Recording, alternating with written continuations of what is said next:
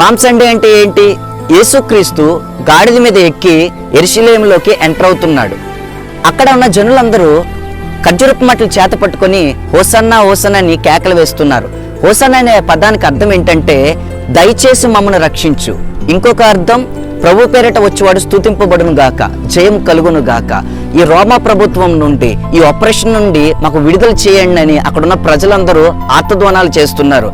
ఒక రాజు గుర్రం మీద రావాలి, కానీ యేసుక్రీస్తు గాడిద మీద ఎక్కి ఎందుకు వస్తున్నాడంటే ఈ రాజు కత్తిని ఉపయోగించి రక్షణ ఇచ్చేవాడు కాదు, కానీ తన్ను తానే త్యాగం చేసుకొని మనకి రక్షణ ఇచ్చేవాడు. ఆయన స్వాడ్ యూజ్ చేసి సాల్వేషన్ ఇచ్చేవాడు కాదు, కానీ తన్ను తాను సాక్రిఫైస్ చేసుకొని ప్రపంచ మానవాళికి పాపము నుండి, శాపము నుండి విడుదల చేయనందుకు, ఒక మనిషి జీవితంలో సమాధానం ఇవ్వనందుకు ఆయన ఈ భూమి మీదకి వచ్చి ఉన్నాడు.